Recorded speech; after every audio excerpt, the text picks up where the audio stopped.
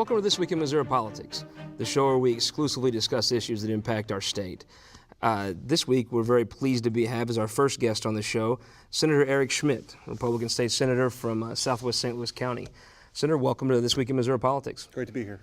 You've been in the news recently with your proposal to reform some of the municipal courts in the state. Can you explain to a person that does not understand this condition up there that you're trying to address, what is the problem you're trying to fix? Well, I think for far too long we've had way too many municipalities too reliant on traffic ticket revenue for their cities. And what it's done is it's propped up a lot of bloated governments. And you've got a situation, this exists statewide. It's probably more pronounced in St. Louis County and has gotten more attention recently in the aftermath of some of the Ferguson discussion that we're now having on a serious level. But you've got, for example, in St. Louis County, 14 municipalities where their single biggest source of revenue is from traffic tickets. You've got 22% of the state's population in this region, but yet 50% of the tickets that are issued. You've got 81 municipal courts in St. Louis County alone. That's 61 more than the next largest circuit in the whole state. So clearly, we've got a system that is pushing more and more people into poverty. You've got a situation where somebody may miss a court date for a traffic ticket and end up in jail. And we've created a modern day debtor prison. And I think for us to, as conservatives and across the political spectrum, to try to right this wrong, to call out an injustice, which is exactly what this is the right thing for us to do. So my bill, right now there's a law, Max Creek Law, which is named after actually a small rural town in Missouri that was essentially finding new and innovative ways to create speed traps and fund, a bloated government. Right now, no city can take in more than 30% of their revenue from traffic tickets and fines. This would lower that to 10%, and I think bring real accountability. Government doesn't exist, and it shouldn't exist, to extract more and more from its citizens, and that's exactly what's happened now. So if the municipality has over 10% of their revenue derived from these petty tickets, what happens to that money? What happens to that city? Well, what is supposed to happen right now is a couple of things. One is it's a self-reporting system, so we need to look at that. The other thing is the overage over to 30% is supposed to be turned over to state education fund. That's not happening. And then that municipal court is also supposed to lose jurisdiction. So I think as we move this bill forward, and I think it's going to be a priority for us to move this bill forward to try to right some of these wrongs, certainly open to any opinions or input that people have as what we can do to bolster that enforcement mechanism. But right now, I think, again, I'm heartened by the fact that across the political spectrum, you've got people who see a problem and want to do something about it. The best example I can give for people who live in the St. Louis metro area is St. Anne. I grew up in North County. My grandmother still lives in St. Anne. When Northwest Plaza was Northwest Plaza, there weren't cops on Highway 70. Now the mall's gone, and that has been used to supplant revenue that has been lost. And that's just not the way government is supposed to operate. And it's caused, I think, a breakdown in the way people view their government, but also with the court system. And I think it's, somebody that values the Constitution, the courts are there to protect people's rights. You've got another situation, Scott had mentioned too, where a lot of these municipal courts, and these 81 in St. Louis County, 40% of them don't allow kids in the courtroom. And that makes it difficult for people to be there, having to make the decision between paying a fine or paying a babysitter. We need the courts to be more accessible.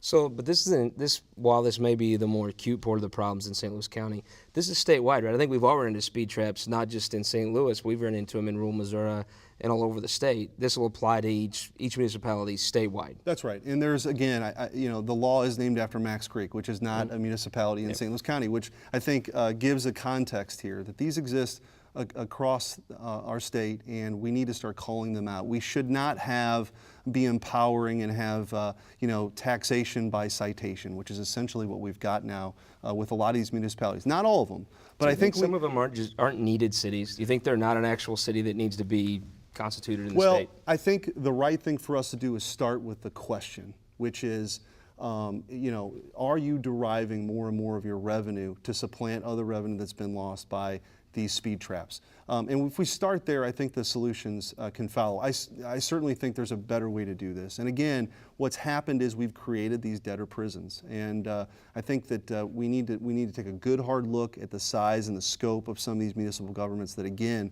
are existing and continuing to prop themselves up off the back of people who sometimes can least afford it. When you look at the issue, the situation in Ferguson that I think shocked the entire state, how does this law begin to affect some of the core causes that brought some of those issues on earlier in the year? Well, I think I think there's been a breakdown in some ways because some of these municipalities, particularly near North County, I mean, Calverton Park, for example, derives over 2/3 of its revenue from traffic tickets.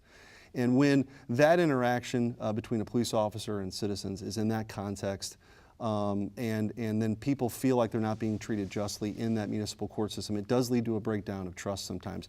But I will also tell you, I am also encouraged by the support of the people that I've talked to in law enforcement.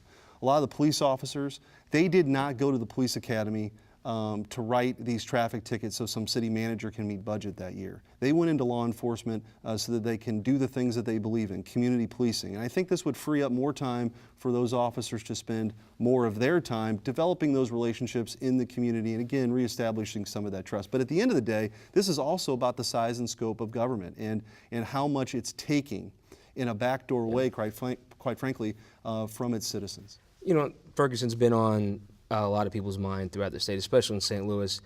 Earlier in the month, the MHDC allocated some tax credits to begin some development in North County that's much needed, and they received a lot of praise over your proposal. What else can be done in the legislative session to help try to address some of these issues and kind of a more fair government? Well, I think we need to have broader and better economic opportunities. I think that we need to continue, as chair of the Economic Committee, I'm committed to trying to do everything we can to move our economy forward. I do think that there are a lot of things that we can do. But I think a central issue also, one thing that we tried to tackle last year, and we did pass a bill, a bipartisan bill, to for the first time in a long time really take a good hard look at our education system. It's not a one-size-fits-all approach. It's rather to say that, you know, in some of the urban school districts that have been deemed to be unaccredited, there ought to be some different options available for those students so that they can succeed, that they do have real opportunity. And I am hopeful that we can work in a bipartisan way to get that done. We are waiting for the governor to chime in here. He's given really no input, no leadership on this issue, but we'll continue to keep it front of mind. I think as we look at how we can improve the conditions all across this state, but specifically in an area like North County, I think education's a key. This will be your last legislative session. You're announced you're running for state treasurer. Give us an update on how the campaign's going. It's been a great start. I am term limited in 2016 and have really enjoyed my time in the Senate. And as I took a look at, you know, the things that I've worked on, I've spent a lot of time on. I've been consistent with my my advocacy for private sector job creation, protecting taxpayers, and I've been a leader and an author of the two of the biggest tax cuts in the history of the state. And we saw that happen over a veto override last year. And so the Treasurer's Office is a platform to continue to advocate for the taxpayers. I grew up in a very middle-class family. I firmly believe that people should be allowed to keep more of their own money, and that's how we're going to grow our economy in a meaningful way. And the Treasurer's Office is a way for me to continue that work. Public service has been something that for a long time I felt very, very important thing for me to do, and so this is a way for me to continue to serve. Speaking of the state treasury, your campaign treasury has done well, and you have no announced opponent as of now? Yeah, I've been really encouraged by the support we've gotten all across the state from people, and it means a lot to me as somebody that you know, with a young family and believing in what I do, and I still feel like there's more to offer the state. And so there has been a lot of support. I'm encouraged by that, and I am the only announced candidate from either party. Last question. What kind of year will 2016 be for the Republican Party or the Democrat Party? Who do you see having the advantage going in? I think, you know, time will tell. Things change quickly in politics, but what's encouraging in Missouri, I think Missouri is a state that believes that the government should live within its means, and I think the candidates that can articulate that message will be successful in 2016. 2014, of course, the last election cycle was very good for Republicans. Sure.